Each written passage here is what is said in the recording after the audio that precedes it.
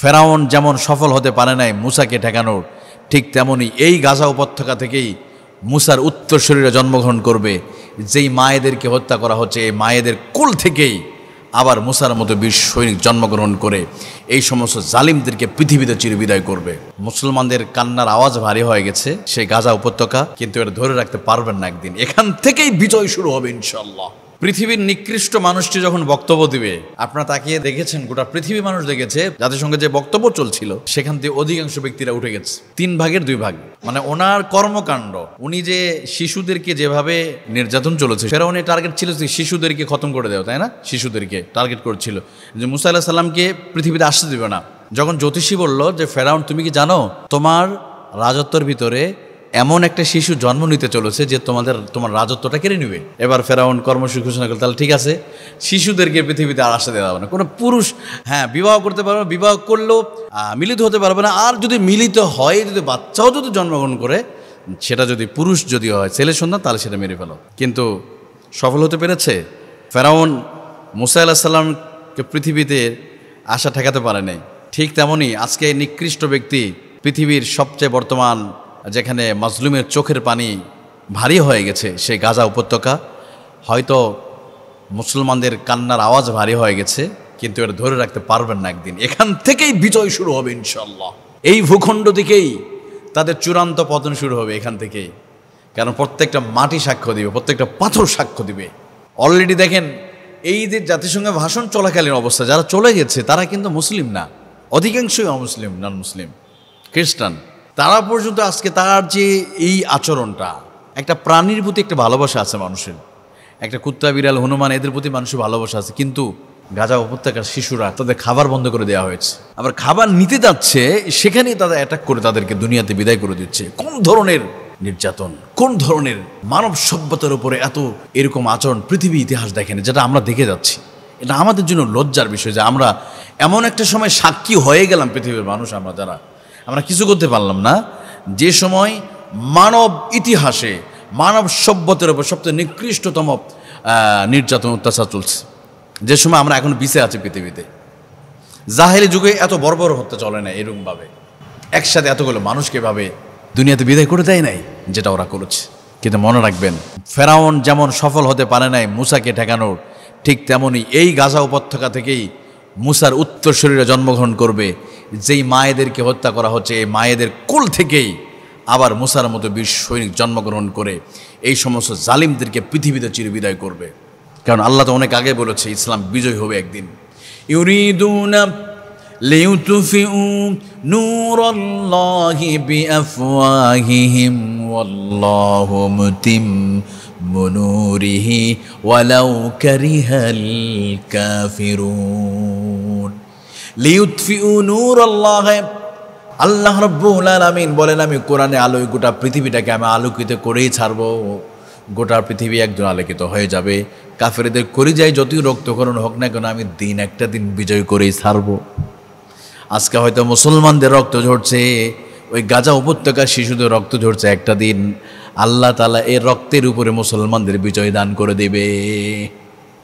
হুয়াল্লাযী আরসালা রাসূলাহু বিল হুদা ওয়া দীনিল হক লিইয়ুযহিরাহু আলা দীনি কুল্লিহি ওয়ালাউ কারিহাল মুশরিকুন।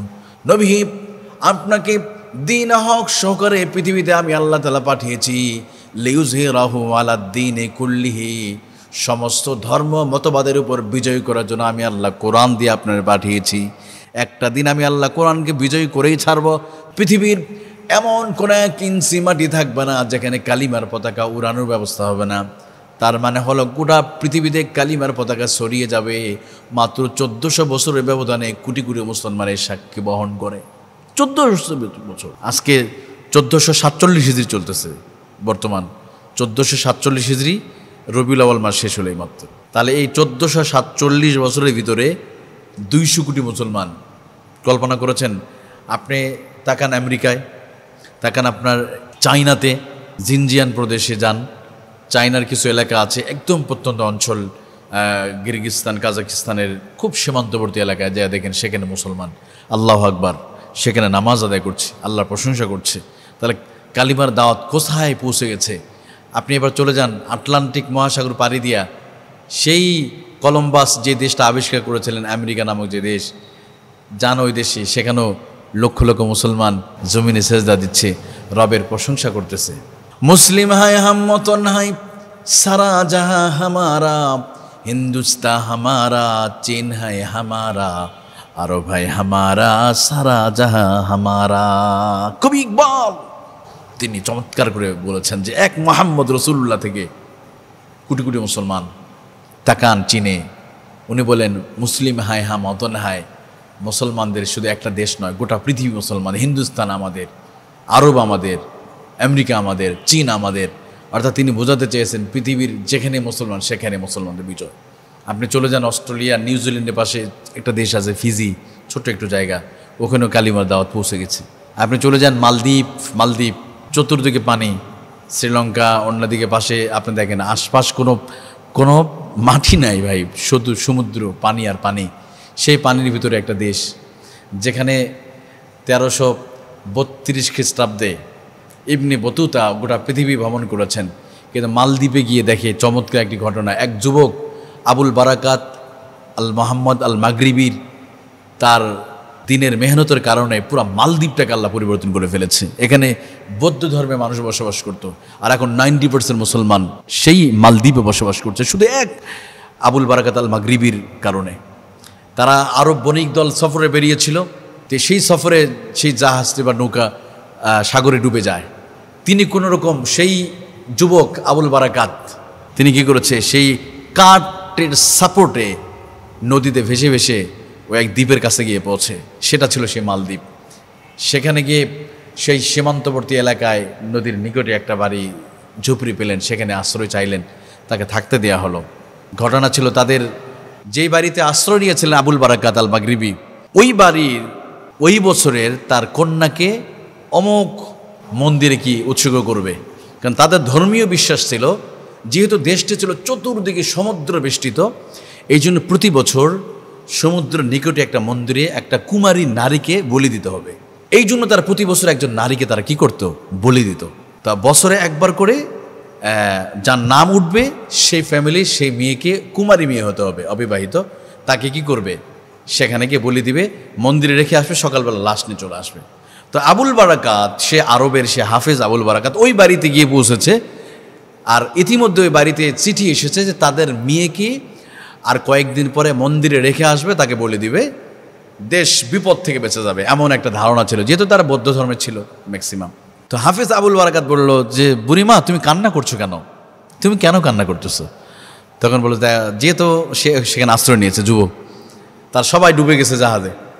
সে বলছে যে দেখো, আমাদের একটা বিশ্বাস আছে যে প্রতি বছর যেহেতু দেবতার হাত থেকে বাঁচার জন্য সমুদ্রের চতুর্দিকে সমুদ্র বেষ্টিত দেশ, এর জন্য আমরা একটা করে নারীকে প্রতি বছর বলি দেয়। তো এই বছর লটারিতে আমার মেয়ের নাম আসছে, দুদিন পর আমাকে মেয়েকে নিয়ে চলো, এই জন্য আমি কান্না করতেছি। হাফেজ আবুল বারাকাত বলল বুড়িমা তাহলে শোনো, আমি তোমাকে বলি একটা কাজ করো, দুনিয়ার কোনো মানুষের কোনো ক্ষমতা নাই, দেবতার কোনো ক্ষমতা নাই। এক কাজ করো বুড়িমা, যখন আসবে গভর্নমেন্টের লোকগুলো যখন নিতে আসবে তোমার মেয়েকে, তখন তোমরা আমাকে তোমার মেয়ের মতোকে সাজুগুজু করে দেবে, আমি সে মন্দিরে আমি যাব তোমার মেয়ের পরিবর্তে। বাস আবুল বারাকাত ঠিক সেভাবেই সাজুগুজু করা হলো, সুন্দর করে ঘোমটা দিয়ে সাজুগুজু করে দেওয়া হলো, তাকে মন্দিরে কি করবে, বলে দিবে। হাফেজ আবুল বারাকাত চলে গেছে মন্দিরে, তাকে রাখা হয়েছে। এবার সে রাতের বেলায় কোরআন পড়া শুরু করছে, নামাজ পড়ে, আল্লাহ তুমি যদি, আমি জানি তুমি যদি আমাকে সাহায্য করো তাহলে আমি এখানে দিন প্রচার করতে পারবো। আমি জানি এই পৃথিবীতে হায়াত আর মৌতের ক্ষমতা একমাত্র আল্লাহ, তোমার কাছে কোনো দেবতার হাতে কোনো মন্দিরে নেই। হাফেজ আবুল বারাকাত দোয়া করলো আল্লাহর কাছে, তিনি কোরআনুল কারীম তেলাওয়াত করা শুরু করলেন। আয়াতুল কুরসি, কোরআনুল কারীম সারা রাত তেলাওয়াত করার পরে কোনো দিন কোনো দেবতা কিছু আসতে পারলো না। সকালবেলা লাশ আনতে গিয়া দেখে ওখানে কোনো মহিলার কোনো লাশ নয়, একজন হাফেজ কোরআনুল কারীম তেলাওয়াত করতেছে, সুবহানাল্লাহ। এই খবরটা রাজার কাছে পৌঁছানো হলো। ঘটনা তো অন্যরকম ঘটনা ঘটে গেছে। আমরা সকালে লাশ নিতে গিয়ে দেখি না মেয়ে না, একজন যুবক কোরআন পড়তেছে। কত যুবকটা নিয়ে আসো, কে সে? এবার যুবকরা নিজে যখন হাজির করা হলো, যুবক বলছে যে আসলে কোনো দেবতা না, আমি কোরআন পড়তেছিলাম, হায়াত আর মৌতের মালিক আল্লাহর কাছে, তোমাদের দেবতা কিছু করতে পারে না। এবার বলো ঠিক আছে, হাফেজকে চ্যালেঞ্জ করা হলো, তাহলে আগামী বছর তুমি প্রমাণ করে দেখাও। 1 বছর তাকে বন্দি রাখা হলো। পরের বছর আবার যেই দিন তাকে পূজা দেওয়া হয় সেদিন আবার হাফেজ আবুল বারাকাতের রেখে আসা হলো। হাফেজ আবুল বারাকাত সারা রাত কোরআন তেলাওয়াত করলেন, আল্লাহ কাছে দোয়া করে, আল্লাহ আমার এই দোয়াটা তুমি কবুল করো না, আমি যেন এই মালদ্বীপে দিন প্রচার করতে পারি। বাস, পরের দিন সকালে কিছুই হলো না, কোরআন তেলাওয়াত করলেন। পরের দিন গিয়ে দেখে আবুল বারাকাত কোরআন পড়ছে। এবার রাজা আগেই ঘোষণা করেছে, যদি তুমি পরের বছরও যদি তুমি সুস্থ হয়ে ফিরে আসতে পারো, আমরা সবাই একসাথে কালিমা পড়ে মুসলমান হয়ে যাব।